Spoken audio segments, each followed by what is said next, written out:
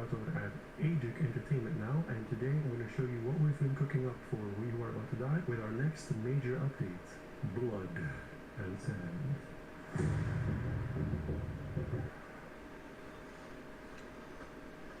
So for Blood and Sand we had a few goals. Number one was to overhaul the combat and get it up to the standard where it's almost 1.0 level. In the end I did a massive animation-based overhaul and a physics overhaul as well, and combat itself has been expanded in numerous ways. And that is the blood. The second goal was to add sandbox, and that's what the sand is about. And our third goal was to address all the major feedback that we've gotten over the years and sort of fix all the weakest parts of the game. We redesigned the attack UI from scratch into this better intuitive version. It's also context sensitive, it shows only possible effects. Let's have a look at some of the many animation changes. First of all, both the idle pose and the combat pose have been cleaned up and improved a bit. Looking around, up and down especially, has been improved a lot. I fixed the look at the head, so that characters now actually look at each other, which is surprisingly effective. But most importantly, many of the attack animations have been tweaked so that they are more distinct in the ready pose like this. The biggest change that we notice when attacking is that you now use your entire lower body as well. So now the character actually turns into their strike. This is even more pronounced on two-handers. These are one-handed swings from the previous version of the game. You compare that to what it looks like now. Here we have some two-handed swings from the previous version, and a much better new iteration. An interesting implication of this turning into a strike, which makes it go way faster, is that when you're moving, you actually do less of that turn. So there's a reason now to plant your feet and stand still when you strike, because it's physics-based, it does more damage. Essentially, we've accidentally added heavy attacks. The big new thing is that there are way better hit reactions. Take a look at this before and after, it shows it better than I can explain. These are the old hit reactions, just a physics input, which is obviously not great. In the new system, the characters have a dynamic turning and reaction based on where the strike was coming from. And on top of that, I'm layering in the arms, which are dynamically balancing based on what's going on and how they are being moved around. So now, when you strike someone, it feels way more satisfying, more weighty, and incredibly juicy. Another major improvement is the stamina effect. See that I'm now really visibly breathing, and I slowly recover my stamina until I am cloned in. In the previous version, when a character is tired, you would simply just see nothing going on their body, except when they're attacking, which is when they would go super floppy and really awkward. Clear improvement. Now we have this breathing animation, which is again completely dynamic, and the physics and animation state for low stamina has been made so that it's more controllable. You can still clearly see that you're tired, it definitely still affects combat and damage output, but looks better and most importantly, feels much better. For the first time now, you can also really clearly see when an enemy is super tired. Now with some weapons, you can now do weapon switching, so you can see the UI at the bottom of the screen there. When I press G, I'm going to go between polearm mode and spear mode. If I somehow lose or drop my shield, change it back into the spear and keep on static. Onto the polearms, which have seen a pretty big overhaul. First of all, every polearm has seen some stat changes and has more range. And the biggest change is that we've replaced the very redundant left-sided knockback attacks and changed them into 3 separate stats. These are brand new attack animations. One is a stat from the left, one from up, and one from down. And I've also drastically improved the other swinging strikes. Polearms are really a completely new force to be reckoned with. Of course, in this update, we've also added a bunch of new polearms to go with it. Blood and Sand overhauls all the effects in the game as well. We've gone over most particle effects in the game and made them look better and also be more performant at the same time. Every combat-related particle effect especially has been given a layer of polish, or outright a redo in some cases. And it doesn't end there, we've gone over sound effects, footsteps, all kinds of stuff to make the game feel better and juicier. A good example would be splinters of the shields. And shields now actually visibly show damage.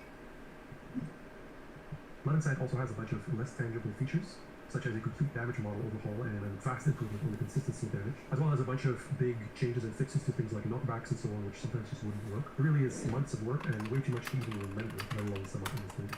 In this update is also a massive physics overhaul, which is much harder to show and explain details of, but basically I have restructured completely from the ground up the entire character body physics. What you'll find now is that the game is much more stable. Things will generally just feel and look a little bit better. We'll still have crazy antics and crazy deaths and some glitches, of course. In this physics change, yet again, the proportions have improved quite a bit, and so now I think we're finally at the final iteration of the character proportions. And this time I'll also update the character in the career menu to reflect the same proportion changes. You will intrinsically decide on the rules of the game's play. Sandbox mode allows you to essentially mod the game from inside the game. Sandbox appears where the difficulties are in the backstory screen, and you can see all profiles that you download or create in this list. If you want to create a new profile, though, you click on Sandbox Editor, create new, and then we have a ton of settings. These are all kinds of variables in the game which have extremely generous sliders, meaning that you can probably break the game if that's on you, we just let you do it. Some examples are your HP max, you start with 1000 HP or 50 or 1. You can disable the doctor, you can make a run where you only get access to the enemy's level up faster, or even disable permadeath. There's a backstory tab where you can disable backstories, override starting equipment, give yourself solo upgrades. And then there's items and traits tabs where you can disable any trait or any item in the game from showing up in the shop or character generation. And then you can save that to a profile and just play it whenever you want. And then on top of that, we've added Steam Workshop support. So you can take your profile then and upload it to Steam Workshop, and then other people can download and play your profile. You can also go on Steam Workshop and just browse around and subscribe to other people's designs and play around with those profiles and see what they're about. These are some profiles that people have already cooked up during the closed test. So some of these are pretty interesting. There are a lot of challenges, a lot of difficult ones. We could subscribe to this profile called This Run Is Sick by Lino, the co-developer of the game. And then that should show up in the list right here. There are absolutely dozens of these settings, and the combinations are literally endless. There are more possible profiles than there are atoms in the universe. Sandbox mode is something that I thought of many years ago, and I'm incredibly thrilled that it's finally here. And depending on how many people enjoy Sandbox, we might expand this even more. At one point we had a stupid idea that we should make shovel weapons since it's the Sandbox mode, but as responsible devs, of course we decided to definitely do it. Making this feature was incredibly difficult. It's kind of risky. I haven't really seen anything like it. I took a huge risk with this. I'm really curious if there's a big adoption. In the closed test, it already went very well, but I can't wait to see what people come up with. It's probably going to blow my mind. Well, hopefully, we'll see. On the career side, we also focused on some of the weaker areas of the game. We've done a big betting redesign. There are now bets per match, and they're integrated into the match options instead of on the side as an afterthought. There are 3 bet options per match now, and bets are linked to the patron host of the match. Payout better, and it pays out patron favor now, linking up with the next thing. Patrons have seen a large improvement. We wanted to make the choice of a patron way more relevant for a run, and generally make the feature more clear. So all the patron UI has been redone, which explains the mechanic better and shows way more information. And to drive this home, there are 16 new patron events, some of them being very intricate, and a few of the positive events are especially designed so that you kind of snowball into the direction of a certain patron. Each patron now also has a special event called a festival. You can have one festival in an entire run. This is a week that then appears on your calendar in advance, and in that week the patron takes over, and I'm not going to spoil it here, you can find out for yourself. Next, in the past, you would get a million notifications after battle in all kinds of different windows, and now this has all been merged into one weekly report panel. You can see the calendar, you can see important notifications for that week, and a brand new section which shows your rank and match level to explain the mechanic in the game that if you rank up, all matches below your rank also rise with your player rank. The shop has seen a small expansion. There's now 8 shop slots instead of 6, and the UI has been adjusted and polished to fit this change. There are many more small tweaks and balance and changes to the career side of the game. Way too many to list. Of course, we've also added new weapons and armor again, with a small focus on polearms. There's more to the update, but you can find out for yourself in-game. If you want to stay in the loop with what Agent Entertainment is doing in the future, you can subscribe to our newsletter, and you can join our Discord where we hold closed tests so you can play it even earlier. And maybe in the not super far future, we might start talking about the next game, because we have to start working on that at some point. And we'll probably share that with the Discord community way before it's going to publicly out there. So if you want to have an influence or talk to us about what that next game might look like, that's also a pretty good reason to hang out in the Discord. Agent is also hiring, by the way. If you happen to be a game developer or you know a game developer, especially in Europe, you can send them this link. And perhaps you can become a gladiator in the ranks of Agent Entertainment. The game is 40% off right now, so please help us share the word. We still rely on word of mouth more than anything. And please check out Sandbox mode. You can make some profiles, put them on the Steam Workshop, or subscribe to other people's profiles and see what they've been inventing. That's it for this video. Thank you yet again for playing, for sharing, for listening, for paying attention, and being interested in all the cool things that we're doing with this silly little gladiator game. One of those has to be good, right? Come on. I did that like 4 times.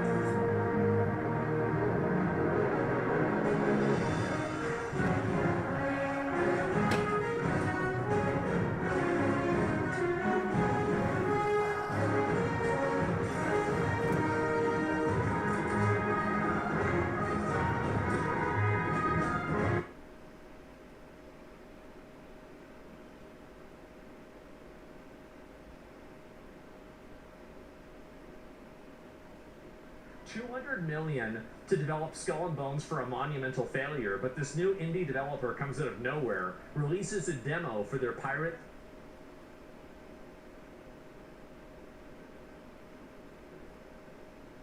themed game, and triples Skull and Bones all-time player peak with just a demo?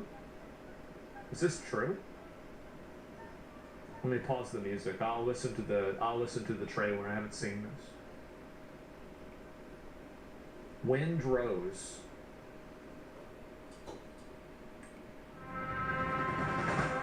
Come on, you young thoughtless men.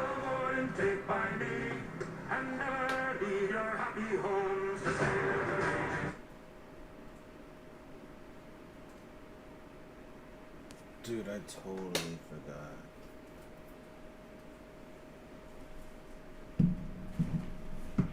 Suck it!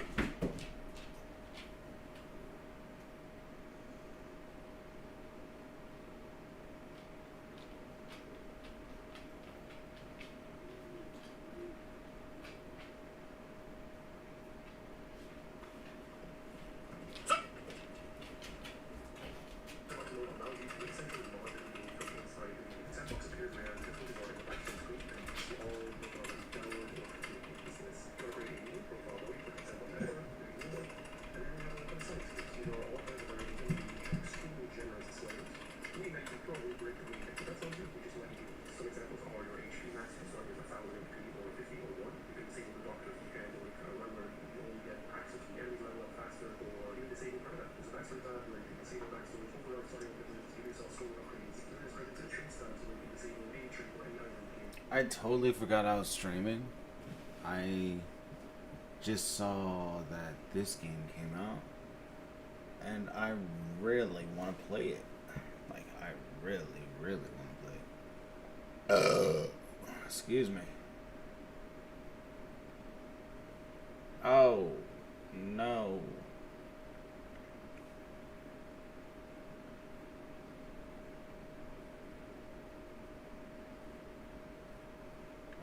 So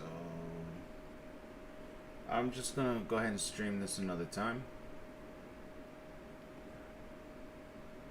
because I really want to play this other shit.